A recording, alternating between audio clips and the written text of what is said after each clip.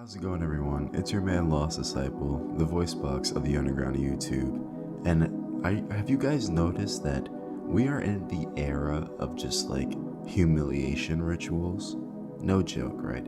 I feel like I am watching the popularization of just absolutely humiliating yourself on the internet for clicks. Not like that wasn't a thing in the past, like when I was growing up, right? In the mid 2010s.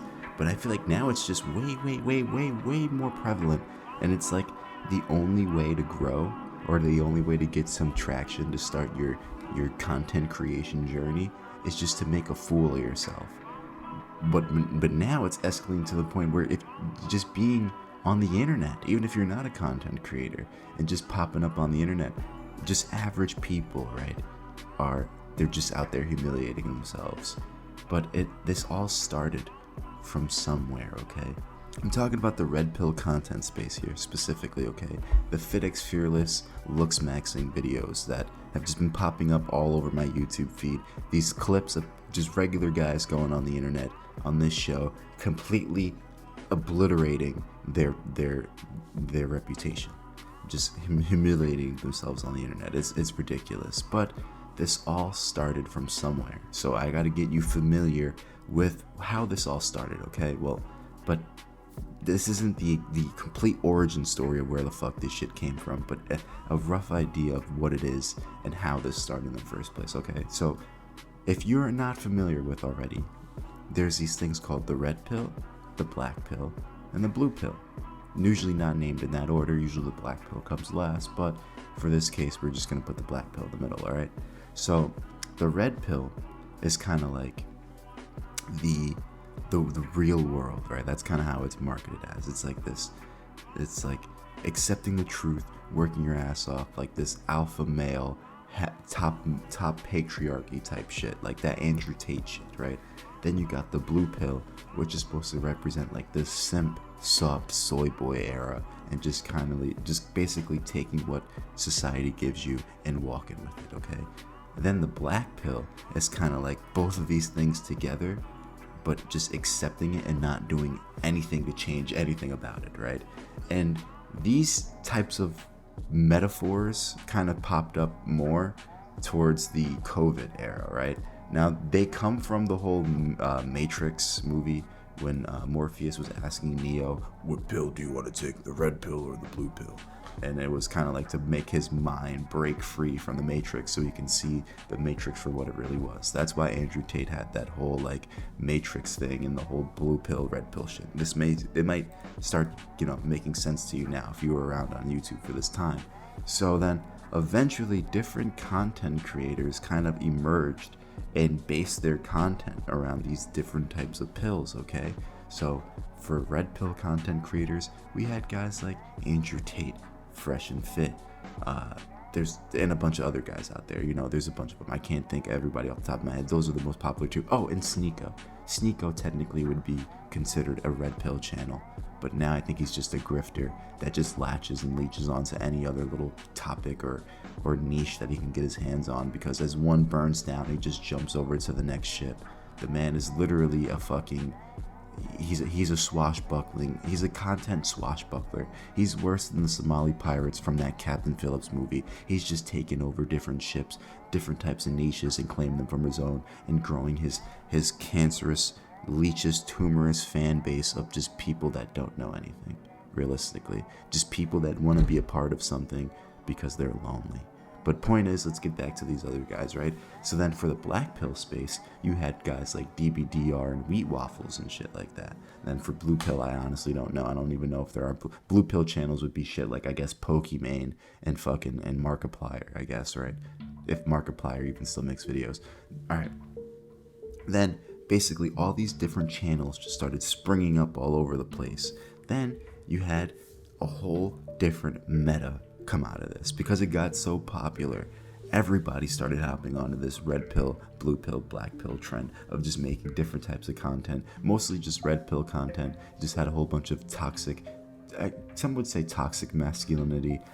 I would say some facts, not to be completely misogynistic here, but sometimes you might hear some facts come out of some of these guys, right? They say that a broken clock is right twice a day, right? So even if the guy is broken and his whole message is fucked up and ass backwards, doesn't mean he might not slip a couple facts in his message and his speeches every now and then. So, not to say everything they were saying was true, but a couple things you gotta give facts and credit where credit is due, okay? So, these channels just started popping up all over the place. You had big channels like I mentioned before, like Andrew Tate and Fresh and Fit, and you had little smaller channels that never even seen the surface of YouTube because they got buried behind everybody else's channel, right? But there were some channels that managed to make their way and fight through the battlefield of just copy and paste niche of red pill content.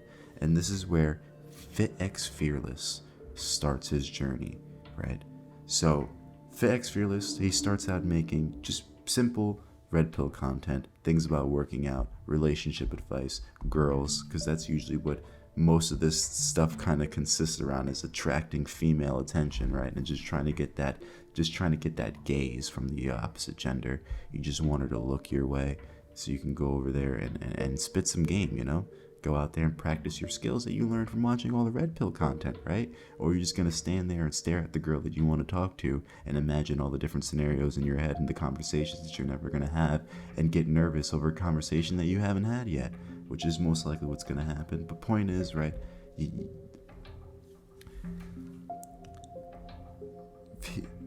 Fitxfearless, he noticed something here, right? He noticed that he can take over the market, right? Now, you may remember a specific name back in COVID, that a man that went by the name of Kevin Samuels, okay? Now, Kevin Samuels was popular for going around the black community and basically just enlightening us that we're doomed, realistically. He was just going around showing that black women just kind of have a complete loss, not all of them, but they just have a complete lost mindset when it comes to the type of man that they want and the things that they're willing to do, what they're willing to provide for in a relationship.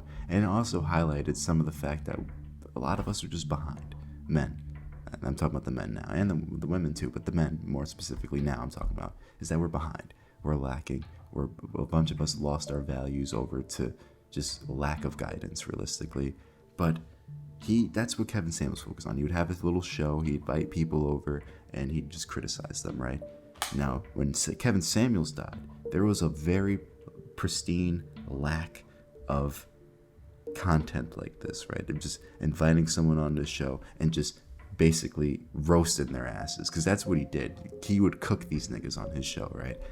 Now, when he died, there's no more show you could watch people just come on there and get cooked for their life decisions. This is where Fitxfearless, this had the fucking Albert Einstein moment, okay? He decided he was going to merge Kevin Samuels, critiquing content of black people and mix that with black pill and red pill content, and he literally stumbled upon a fucking gold mine, okay? Like, this is probably the biggest fucking trend on YouTube. I can guarantee you, if this right here is what's gonna take his channel up to probably 1 million subscribers, because this is probably just the smartest fucking thing on the planet, all right? He took what Kevin Samuels used to do, and he takes the content that he does now and merged it into one type of content, right? Now, this is called looks maxing every subscriber I have. And let me tell you, this is the funniest fucking show since Sid the Science Kid. Literally. And Sid the Science Kid wasn't meant to be funny. At first, right, the show, it's pretty simple. You call on there, you show up, he gets some advice, he kicks you out, and he goes on to the next guy. It's kind of like public one-on-one coaching calls, but they're not like every week scheduled, if that makes sense. Well, the live streams are scheduled every week, but the people that show up on the calls aren't routine. It's just a one-call thing, and you move on with your life, which what's supposed to, but you got a couple reoccurring characters that pop up every now and then, but we'll get to that. And like I said, the premise is that you call, you show up, you get some looks maxing advice, you get some life advice, and that's it, right? But some of the people, or not even some of the people, majority of the guys that call on this show, the ones that are bold enough, the ones that are brave enough, hell, I'm not that fucked up in my life. I mean, I'm not the best. I'm not walking around here like I'm fucking Homelander or Superman, like I'm just the top nigga, the top dog of the unit, right? However, I'm not the bottom of the barrel either. I got some things going for myself. I wouldn't say I'm walking around with a crazy fucking Fabio physique, but I do got a little bit of muscle, but I got some flab in the middle, alright? But I would still never approach or sign up to go on this show, because Fit would just find some way to publicly humiliate me on the internet and turn my ass into a clip. He'll turn me, this nigga's making packs out of people, bro. Shit's ridiculous. But the people that are brave enough, the brave souls that go on this show, they either leave a changed person or they leave the same way that they came on and they just don't take any of the advice. But the way that Fit be cooking niggas, bro, there's no way you can go on that show and not change when you get off of it, bro. I would be afraid to go outside after going on a show like that. Like, he really be out there cooking niggas. Like, there's this one guy he just recently had on a show, and it's just most recent one, right? And his wife was cheating on him over Discord for 3 years, and they had a kid, whole wife. And he worked 3 jobs. She didn't work a day in her life, didn't even pay a bill, and she still cheated on him. That's what I'm saying, though. He didn't roast him. Well, he didn't cook him that much. He was just kind of like, bro, what the fuck are you lacking on for your girl to be cheating on you over Discord? But then the problem was, realistically, it wasn't even him. It was his wife.